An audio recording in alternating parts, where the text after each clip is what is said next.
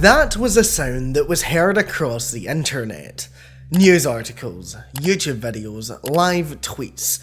It seemed as though everyone was following the disappearance of the Titan Submersible.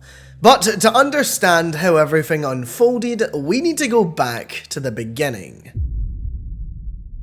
OceanGate is an American company that was formed in 2009 by two men, Stockton Rush and Guillermo Solin. They provided submersibles for tourism, industry, research and exploration, with their first company purchase being the Antipode submarine in the year that they launched. They bought it for just $295,000, but they wouldn't be content with just one, because they wanted to improve their fleet. So over the years, they ended up building two of their own submersibles, the Cyclops 1 and the infamous Titan. In 2016, CEO Rush was still in charge of the company, although his co-founder Solin had left years earlier. Rush really wanted to explore shipwrecks, and during this year, he took a group of tourists to the wreck of Andrea Doria, which sank in 1956 after colliding with another ship.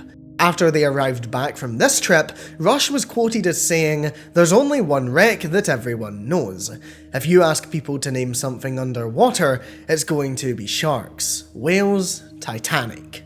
And so, everyone was aware of what his dream was. He wanted to make a submersible that would be capable of taking people to the depths of the North Atlantic Ocean where the Titanic sat. He wanted to do what some people would call impossible. Skip forward a few years later, and in 2018, construction of the submersible that would carry out trips to the wreck site would be completed. Originally called the Cyclops 2, the Titan was a 22-foot-long vessel. It moved using 4 electric thrusters, 2 horizontal and 2 vertical, and it carried enough oxygen to sustain a full crew of 5 people for 96 hours. It was equipped with a system that could monitor any buckling in the carbon fiber hull. This was incredibly important because going this deep into the ocean, if that were to happen, this system would alert you that you were close to a catastrophic incident. Finally, the entire submarine was operated using a modified game controller, which CNN described as looking similar to a PlayStation 1. If that were to fail at any point,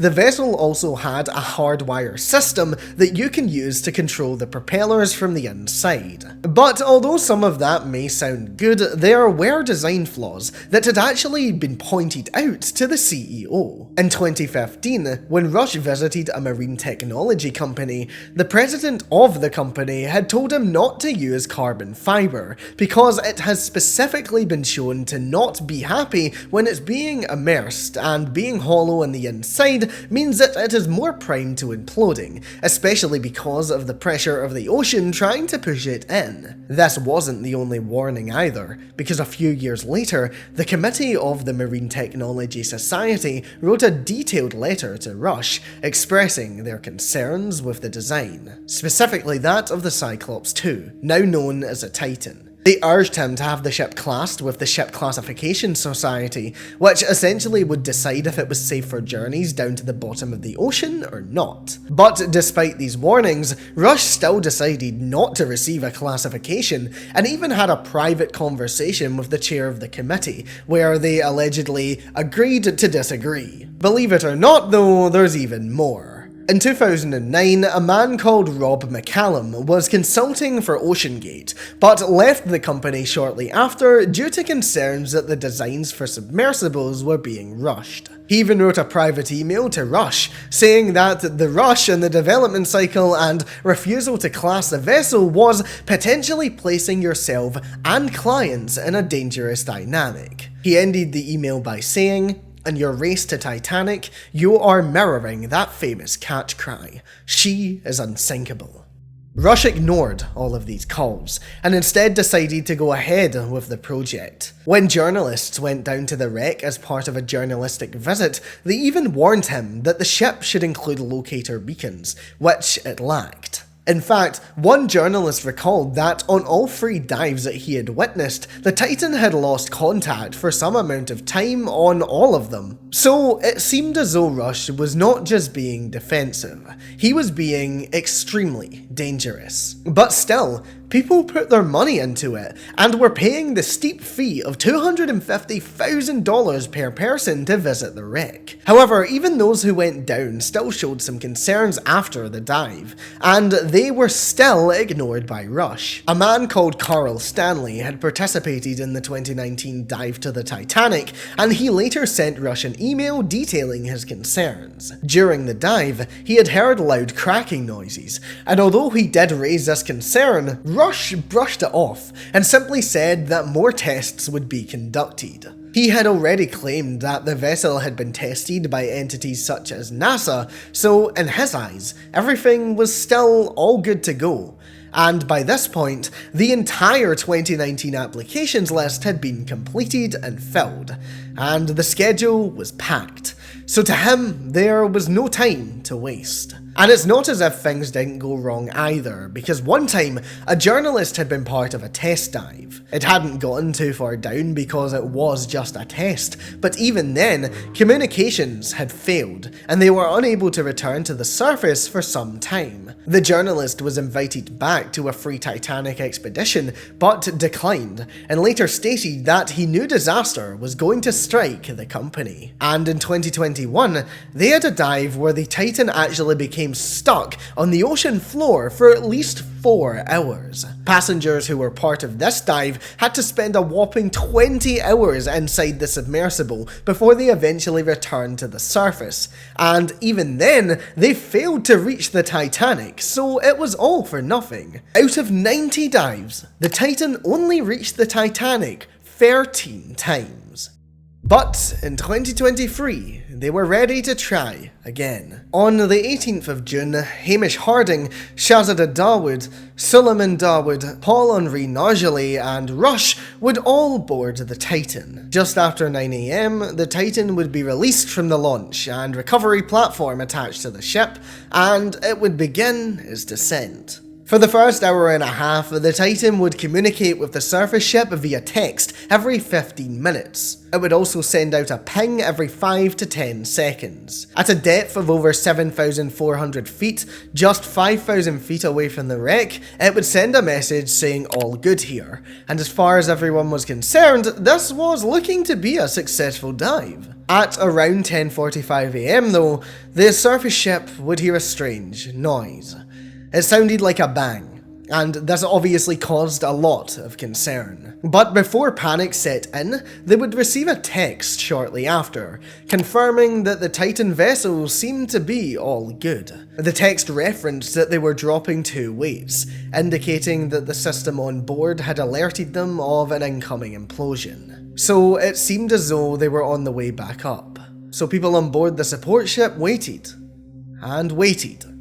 But they never came. And so, the social media frenzy began. News outlets and social media accounts were literally counting down the oxygen levels like it was a live timer. People were commenting on Reddit threads like it was some sort of live concert. Fake leaks of audio on board the ship were everywhere, and it seemed as though people couldn't get enough. It felt like a reality show that everyone was watching and participating in. And during this time, search efforts were being launched by the US Coast Guard, the US Navy, and the Canadian Coast Guard. Initial search efforts were halted due to weather conditions, but they would be relaunched and eventually deployed all of their available assets in an attempt to find the missing sub. The US Coast Guard also stated that in the minds of everyone involved, this was not a wreckage recovery, but rather a search and rescue. But on the 22nd of June, that would change.